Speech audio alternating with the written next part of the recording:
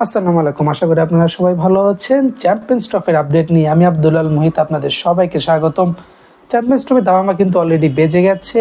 আগামী 19 ফেব্রুয়ারি পাকিস্তানের মাঠে পাকিস্তান এবং নিউজিল্যান্ডের ম্যাচের মধ্য দিয়ে কিন্তু এবারে চ্যাম্পিয়ন্স ট্রফির আসর শুরু হচ্ছে। যদিও বাংলাদেশের ম্যাচটা ঠিক তার পরের দিন 20 ফেব্রুয়ারি দুবাই ইন্টারন্যাশনাল ক্রিকেট স্টেডিয়ামে ভারতের এগেনস্টে।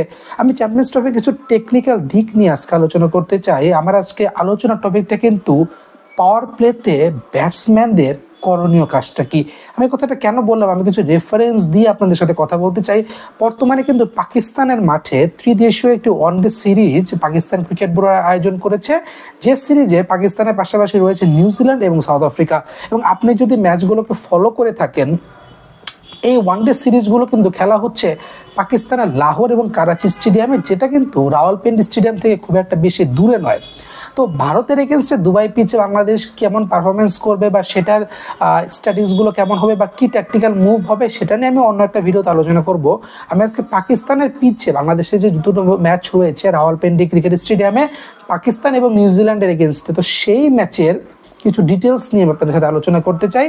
প্রথমে আমি যে ব্যাপারটা নিয়ে কথা বলতে চাই সেটা হলো পাওয়ার প্লেতে কিন্তু আপনাকে হাই স্ট্রাইক রেট মেনটেন করতে হবে। এই কথাটা বলার পিছনে আমি রিজনটা আপনাকে বলি, সেটা হলো পাকিস্তানের পিচে কিন্তু প্রচুর রান রয়েছে এবং এ ব্যাপারে আমি অলরেডি একটা ভিডিও বানিয়েছি, আমি সেই ভিডিওটা আপনাদের সাথে শেয়ার করে দেবো। তো প্রচুর রান যে হচ্ছে, এখানে কিন্তু আমরা প্রতিটা ইনিংসেই গড়ে 300 বা 300-র বেশি রান দেখতে পাচ্ছি। এবং এই রানগুলো যখন করা হচ্ছে বা ওপোনেন্ট টিম যখন এই রানগুলো থ্রু করছে, তখন কিন্তু তারা পাওয়ার প্লেটাকে কাজে লাগাচ্ছে। এখন আমি কিছু রেফারেন্স দিয়ে আপনাদের সাথে কথা বলি। প্রথম ম্যাচে কিন্তু পাকিস্তান এবং নিউজিল্যান্ড মুখোমুখি হয়। নিউজিল্যান্ড প্রথমে ব্যাটিং করে এবং তারা কিন্তু 330 রান পোস্ট করে বোর্ডে। 330 রানের ভিতরে তারা কিন্তু পাওয়ার প্লেতে পেয়েছিল 42 রান। আমি যদি আপনার ইকোনমির কথা বলি, এটা কিন্তু 4.2। প্রকান্তরে পাকিস্তান যখন রানটা চেস করতে নামে, তারা কিন্তু 252 রান করে এবং এই 252 রানের মধ্যে তাদেরকে কিন্তু পাওয়ার প্লে থেকে তাদের এসেছে 52 রান। আমি যদি বলি 52 রান, এখানে অ্যাভারেজটা কিন্তু 5.2। আমি সেকেন্ড ম্যাচের কথা বলি, সেকেন্ড ম্যাচে কিন্তু নিউজিল্যান্ডের মুখোমুখি সাউথ আফ্রিকা হয়েছে এবং দুই ইনিংস মিলে এখানে কিন্তু 600-র উপরে রান হয়েছে। প্রথমে সাউথ আফ্রিকা ব্যাটিং করে কিন্তু নিউজিল্যান্ডকে 304 রান করে তারা 305 রানের একটা টার্গেট দিয়েছে এবং এই রানের ভিতরে তারা কিন্তু পাওয়ার প্লেতে পেয়েছে 46 রান। আপনি যদি ইকোনমিটা হিসাব করেন বা অ্যাভারেজটা হিসাব করেন, এটা কিন্তু 4.6। আমি রান রেটগুলোর কথা বলছি। যখন আপনার নিউজিল্যান্ড চেস করতে নামে, তারা কিন্তু মাত্র 4 উইকেট হারিয়ে এই রানটা চেস করে ফেলেছিল এবং তারা কিন্তু পাওয়ার প্লেতে রান পেয়েছে 50 এবং এখানে কিন্তু রান রেটটা কিন্তু 5.0। এই দুটো ম্যাচের পর আমি যখন তৃতীয় ম্যাচের রেফারেন্সটা আপনাকে দিচ্ছি, সেখানেও কিন্তু যথেষ্ট রান হয়েছে। সাউথ আফ্রিকার মুখোমুখি হয়েছে পাকিস্তান। সাউথ আফ্রিকা কিন্তু সেই ম্যাচে 355 রান দিয়েছিল পাকিস্তানকে এবং পাকিস্তান সেই লক্ষ্যটাও কিন্তু টপকে গেছে। সাউথ আফ্রিকার ব্যাটিং নিয়ে একটু কথা বলি। সাউথ আফ্রিকা যখন 355 রান সেট করেছে, সেই 355 রানের ভিতরে তারা কিন্তু পাওয়ার প্লে থেকে পেয়েছে 64টা রান। আপনি যদি রান রেটের কথা বলেন, 6.4 রান রেট। প্রকান্তরে পাকিস্তান যখন ব্যাটিংয়ে নামে, তারা কিন্তু এই রানটা চেস করে ফেলেছে এবং এই রান চেস করার জন্য তারা কিন্তু পাওয়ার প্লেতে 91টা রান সংগ্রহ করেছে। আপনি যদি রান রেটের কথা বলেন, 9.1। সো আমি যে কথাটা আপনাকে বলতে চাচ্ছি যে পাকিস্তানের পিচে যেমন রান রয়েছে, বড় রান হচ্ছে, তখন কিন্তু বড় রানের ম্যাচে আপনাকে পাওয়ার প্লেটাকে কাজে লাগাতে হবে। কোন টিম কতগুলো উইকেট হারিয়েছে সে ব্যাপারে আমি কথা বলছি না, আমি উইকেটটাকে সাইডে রেখে আপনাকে কথা বলছি। আপনাকে ব্যাটসম্যানদেরকে পজিটিভ মাইন্ডসেট নিয়ে কিন্তু খেলতে হবে। এখন আপনি যদি বাংলাদেশের কথা বলেন, বাংলাদেশের ওপেনার কারা বা আমাদের প্রথম 4 জন ব্যাটসম্যানের কথা যদি আমি বলি, আপনার তানজিদ তামিমের সাথে কিন্তু সৌম্য সরকার রেগুলার ওপেনার।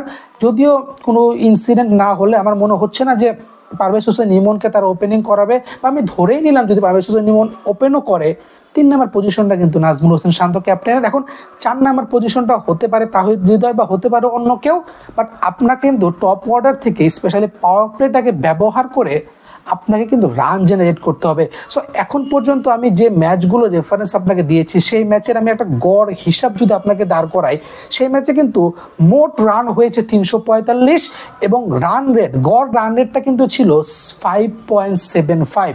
সুতরাং আপনাকে কিন্তু প্রায়, আমি যদি আরও এক্সপ্লেন করে আপনাকে বলি, প্রায় প্রত্যেকটা 10 ওভারে বা প্রতিটা পাওয়ার প্লেতে কিন্তু তারা গড়ে 57 রান করে নিয়েছে। সো আপনি বুঝতেই পারছেন যে পাওয়ার প্লেটাতে আপনাকে পজিটিভ ব্যাটিং করাটা কিন্তু খুবই ইম্পর্টেন্ট। এই সময় 30 ইয়ার সার্কেলের বাইরে কিন্তু মাত্র 2জন ফিল্ডার থাকে।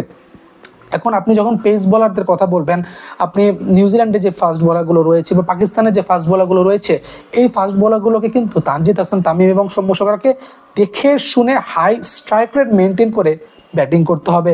আপনি যদি 320 বা 330 বা 350 রানের টার্গেটে ব্যাটিংয়ে নামেন, সেক্ষেত্রে কিন্তু আপনাকে পাওয়ার প্লেটাকে কাজে লাগাতে হবে। অথবা আপনি যদি তাদেরকে টার্গেট দিতে চান, তখনও কিন্তু পাওয়ার প্লে থেকে যদি আপনি একটা ভালো রান পান, আপনি যদি পাওয়ার প্লেতে 70, 80, 90 এমন একটা রান পেয়ে যান, আমি ধরে নিলাম তাদের 2-1 উইকেট চলে গেছে, বাট তারপরে কিন্তু আপনার বোর্ডে রান আছে এবং মিডল অর্ডার থেকে আপনি যথাযথ সাপোর্ট পেলে এই রানটা কিন্তু 300-র উপরে যাওয়া সম্ভব। এবং আপনাকে কিন্তু বুঝতে হবে যে করাচি, লাহোরে যেহেতু রান হচ্ছে, এবার কিন্তু রাওয়ালপিন্ডি ক্রিকেট স্টেডিয়ামে কিন্তু প্রচুর রান হবে। সো সুতরাং আপনি 250 বা 280 রান করবেন এবং সে রানকে ডিফেন্ড করবেন, এই ব্যাক মাইন্ডসেট নিয়ে আসলে আপনি মডার্ন ডে ক্রিকেটটা খেলতে পারবেন না। আপনাকে মিনিমাম 320 থেকে 330 একটা টার্গেট নিয়ে খেলতে হবে এবং সেই টার্গেটে কিন্তু পাওয়ার প্লেটাকে কাজে লাগাতে হবে। সৌম্য সরকার এবং তানজিদ হাসান তামিমের কাছে ব্যাটিং ডিসপ্লে আপনি কেমন আশা করছেন? অবশ্যই কিন্তু কমেন্ট বক্সে জানাবেন। ধন্যবাদ।